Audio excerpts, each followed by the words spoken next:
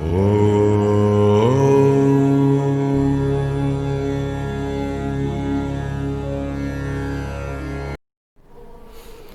विद्यार्थियों, नमस्कार। आपका एकादशी वाणिज्य व्यवसाय अध्ययन की कक्षा में पुनः स्वागत है।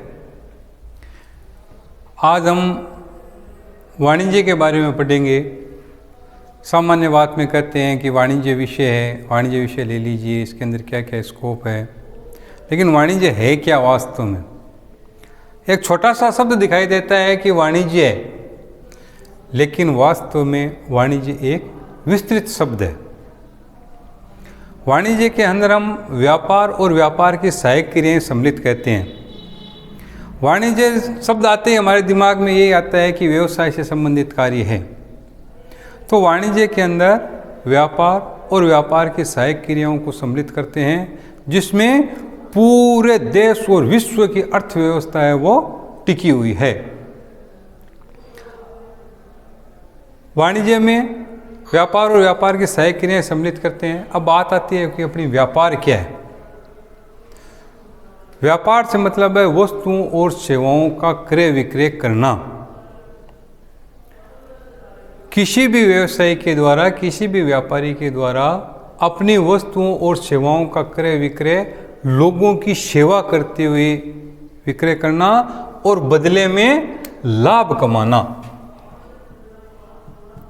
लाभ कमाना उसका क्या होता है? उद्देश्य होता है।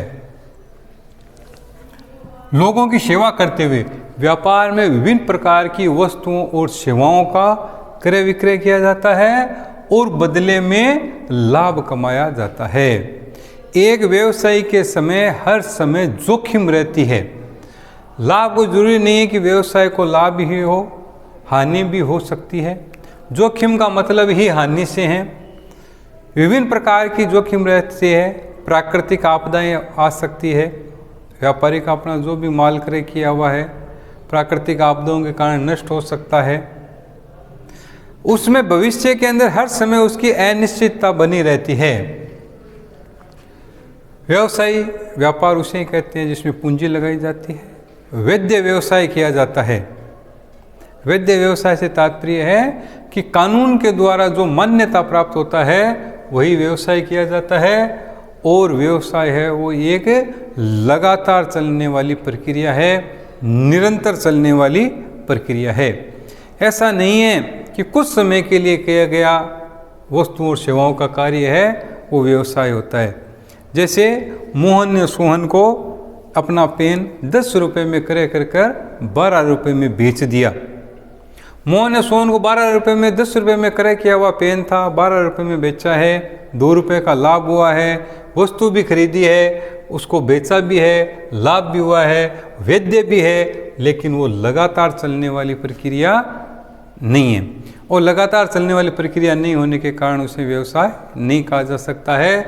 व्यवसाय कुछ व्यवसाय को छोड़कर, क्योंकि कुछ व्यवसाय मौसमी व्यवसाय होते हैं, जैसे ऊनी कपड़ों की बिक्री है, तो ऐसे व्यवसाय हैं वो लगातार चलने वाले नहीं हैं। उनको कुछ समय के लिए बंद करना ही पड़ता है। तो कुछ व्यवसायों को छोड़कर व्यवसाय वो एक लगातार चलने वाली प्रक्रिया है। तो व्यापार किसे कहते हैं? व्यापार में वस्तुओं और सेवाओं का क्रय विक्रय किया जाता है। व्यापार में पूंजी लगाई जाती है। पूंजी का मतलब धन से है, धन लगाया जाता है। और व्यवसाय में जोखिम होती है, जिसके अंदर लाभ भी हो सकता है और हानि भी हो सकती है। यह एक नियमित चलने वाली प्रक्रिया है, लगातार चलने वाली प्रक्रिया है। और व्यवसाय है वो वैध होना चाहिए। व्यापार जो है वो वैध होना चाहिए, जो कानून के द्वारा मान्यता प्राप्त होता है। व्यापार के बाद में आता है अपना व्यापार। बहुत से व्यापार के आकार और प्रकार अलग अलग होते हैं। एकाकी व्यापार है, साझेदारी व्यवसाय है, कंपनी व्यवसाय है, सहकारी संगठन है, संयुक्त हिंदू परिवार है। व्यापार की श्रेणी में रखे जाते हैं। वितरण, वस्तुओं और सेवाओं का जो वितरण किया जाता है वो उत्पादक अपनी वस्तुओं का जो उत्पादन करता है, कच्चे माल से माल को तैयार करता है। कच्चे माल को तैयार कर वो थोक व्यापारी को देता है। थोक व्यापारी फुटकर व्यापारी को देता है और फुटकर व्यापारी आम उपभोक्ता को वस्तुओं का विक्रय करता है। फुटकर व्यापारी का उपभोक्ता से सीधा संबंध होता है। इस प्रकार से व्यापार में वस्तुओं का वितरण किया जाता है। अपने व्यापार से वितरण के अलग अलग माध्यम हो सकते हैं। तो उत्पादक वो सीधा उपभोक्ता तक पहुंचा सकता है। उत्पादक को जो कड़ी बताई है थोक व्यापारी, फुटकर व्यापारी और उपभोक्ता तक पहुंचाया जा सकता है, अथवा उत्पादक, फुटकर व्यापारी और उपभोक्ता के माध्यम से वस्तुओं को पहुंचाया जा सकता है। इस प्रकार से व्यापार में उपभोक्ता तक पहुंचाने की प्रक्रिया सम्मिलित की जाती है। बात अपने वाणिज्य की चल रही थी, तो वाणिज्य में व्यापार में वस्तुओं और सेवाओं का क्रय विक्रय किया जाता है, लोगों की सेवा करते हुए किया जाता है और उसका उद्देश्य लाभ कमाना होता है और वैध व्यवसाय किया जाता है। लगातार चलने वाली प्रक्रिया है। व्यवसाय में पूंजी लगाई जाती है। अब बात आती है अपनी की व्यवसाय की सहायक क्रियाएं, वाणिज्य में व्यापार की सहायक क्रियाएं कौन कौन सी है। सहायक क्रियाओं में सबसे पहले बात आती है अपनी परिवहन और संप्रेषण की। परिवहन, यातायात के साधन। बिना यातायात के साधन के व्यापार वो सुचारू रूप से नहीं किया जा सकता है। जहाँ पर वस्तुओं का प्रोडक्शन होता है, एक स्थान से दूसरे स्थान पर पहुँचाने के लिए परिवहन का सहारा लेना आवश्यक होता है। परिवहन के अंतर्गत जल परिवहन, थल परिवहन, रेल परिवहन और वायु परिवहन मार्ग से वस्तुओं को एक स्थान से दूसरे स्थान पर पहुंचाया जाता है। विदेशों से माल भेजने और लाने और ले जाने के लिए मुख्य रूप से जल परिवहन, समुद्री मार्ग से माल को, वस्तुओं को भेजा जाता है। भारी वस्तुओं को समुद्री मार्ग से भेजा जाता है। वायु परिवहन से शीघ्र नष्ट होने वाली और हल्की वस्तुएं होती है, वो वायु परिवहन से भेजी जाती है। और रेल परिवहन और जल परिवहन जो है, सड़क परिवहन जो है, उसके माध्यम से, ट्रांसपोर्टेशन के माध्यम से वस्तुओं का इधर उधर से भेजा जाता है, क्रय विक्रय किया जाता है। परिवहन के साथ में आता है अपना संप्रेषण, कम्युनिकेशन। अपने विचारों, भावनाओं का आदान प्रदान करना संप्रेषण कहलाता है। संप्रेषण का सामान्य अर्थ है संप्रेषण, कम्युनिकेशन। अपनी बात को, अपने विचार को, अपनी भावनाओं को एक व्यक्ति से दूसरे व्यक्ति में प्रदर्शित करना, दूसरे व्यक्ति को बताना, कार्य की जानकारी देना संप्रेषण कहलाता है। तो संप्रेषण के आज बहुत से साधन हैं, संप्रेषण के बहुत से माध्यम हैं। संप्रेषण के माध्यम टेलीफोन है, तार है, पत्र लेखन भी है। इसके एक व्यक्ति से दूसरे व्यक्ति के माध्यम से पहुंचाया जा सकता है। संप्रेषण मौखिक भी होता है, लेकिन वो आमने सामने व्यक्ति उपस्थित होने आवश्यक होते हैं। आज हम देखते हैं कि टेलीफोन के माध्यम से, मोबाइल के माध्यम से, अन्य संचार के माध्यम से, संप्रेषण के माध्यम से ये सूचनाएं वो एक स्थान से दूसरे स्थान पर तुरंत पहुंचाई जाती है। क्योंकि आज का व्यवसाय जो है वो स्थानीय स्तर का न रहकर राष्ट्रीय और अंतर्राष्ट्रीय स्तर का हो गया है। आज तकनीकी साधन जो हैं वो बढ़ चुके हैं। संचार के साधन वो द्रुत गति से बढ़ रहे हैं। संचार के साधन अंतर्राष्ट्रीय बाजार के अंदर, स्थानीय बाजार और अंतर्राष्ट्रीय बाजार में वस्तुओं के क्या भाव चल रहे हैं, हमें इंटरनेट के माध्यम से तुरंत हमें पता चल जाते हैं। इससे व्यापार की स्थिति है वो सामान्य बनी रहती है। जो पहले समय में वस्तुओं में जो ज़्यादा उतार चढ़ाव आता था, संप्रेषण के साधन के माध्यम से वो उतार चढ़ाव बहुत ही कम हुआ है। संप्रेषण के बाद में आता है अपना बैंकिंग एवं वित्त। व्यापार को चलाने के लिए धन की आवश्यकता होती है। व्यापार को चलाने के लिए धन की आवश्यकता होती है, पूंजी की आवश्यकता होती है। और पूंजी जो है वो बैंक के माध्यम से, ऋण के माध्यम से, बैंक के माध्यम से प्राप्त की जाती है। सबसे पहले बात आती है कि अपने बैंकिंग में बैंक क्या है। बैंक वो है जो लोगों के धन को स्वीकार करती है और ज़रूरतमंद लोगों को उधार के रूप में, ऋण के रूप में उधार देती है, जमा पर ब्याज देती है और ऋण पर ब्याज लेती है, बैंक कहलाती है। ये अन्य सुविधाएं भी प्रदान करती है, जैसे व्यापारियों के धन का स्थानांतरण करना, व्यापारियों के धन को एक स्थान से दूसरे स्थान पर बैंक चेक, बैंक ड्राफ्ट आदि के माध्यम से स्थानांतरित करती है। वित्त धन की व्यवस्था करवाती है। जिन व्यापारियों को धन की आवश्यकता है, ऋण की आवश्यकता है, उनको उचित कार्यवाही करते हुए उनको धन की वित्त की उपलब्ध करवाती है और उस वित्त पर निश्चित रूप से अपना ब्याज प्राप्त करती है। तो बैंक के माध्यम से भी, अगर बैंक नहीं हो तो भी व्यापार है वो सुचारू रूप से नहीं हो सकता है, क्योंकि व्यापारी को अपना वस्तु को क्रय करना, विक्रय करना, क्रय और विक्रय का जो मूल्य है वो बैंक के माध्यम से ही चुकाया जाता है। चेक, बैंक ड्राफ्ट और अन्य माध्यम से भी चुकाया जाता है। नेक्स्ट आता है अपना बीमा।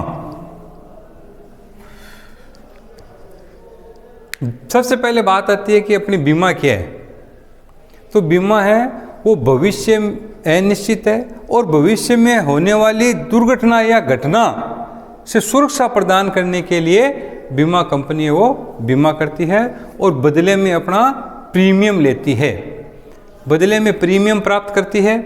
व्यापारी के सामने हर समय ये चिंता रहती है कि भविष्य में अनिश्चितता बनी रहती है कि उसके सामने किस प्रकार की जोखिम है वो घटित हो सकती है, क्योंकि व्यवसाय में जोखिम रहती है। जोखिम तत्व निहित होता है, जोखिम तत्व है यानी हर समय उसकी जोखिम रहती है।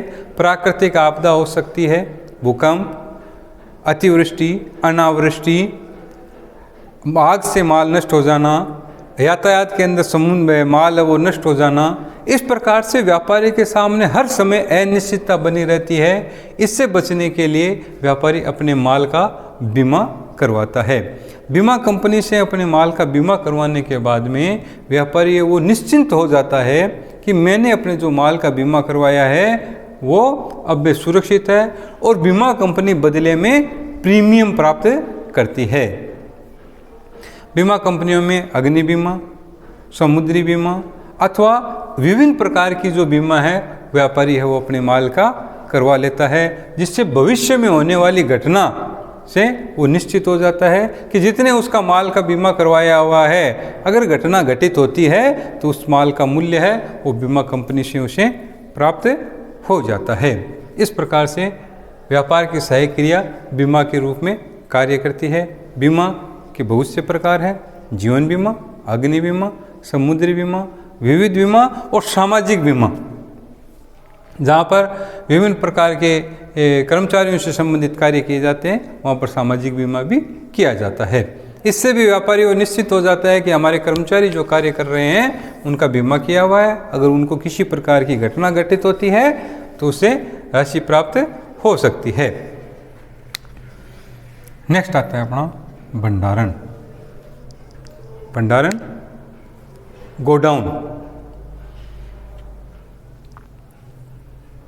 व्यापार में मुख्य रूप से 4 प्रकार की उपयोगिताओं का सृजन किया जाता है। रूप उपयोगिता, स्थान उपयोगिता। रूप उपयोगिता, कच्चे माल को तैयार माल में परिवर्तित करके रूप उपयोगिता का सृजन किया जाता है। स्थान उपयोगिता, परिवहन के माध्यम से एक स्थान पर दूसरे स्थान पर वस्तुओं को पहुंचाकर स्थान उपयोगिता का सृजन किया जाता है। समय उपयोगिता, समय उपयोगिता एक समय विशेष पर वस्तुओं को उपभोक्ता तक पहुंचाने का कार्य समय उपयोगिता का सृजन किया जाता है, जो भंडारण के माध्यम से किया जाता है, गोडाउन के माध्यम से किया जाता है। व्यापारी अपने माल को अपने गोदाम में रखकर और जो उपभोक्ताओं को थोड़ी थोड़ी मात्रा में जैसे जैसे उनको आवश्यकता होती है उन वस्तुओं का विक्रय करता है। भंडारण के माध्यम से वस्तुओं की अत्यधिक मांग और पूर्ति में संतुलन बनाए रखता है, क्योंकि वस्तु की मांग बढ़ती है तो वस्तुओं के भाव बढ़ जाते हैं और एकाएक पूर्ति ज़्यादा होती है तो भी वस्तुओं के भाव क्या होते हैं, कम हो जाते हैं।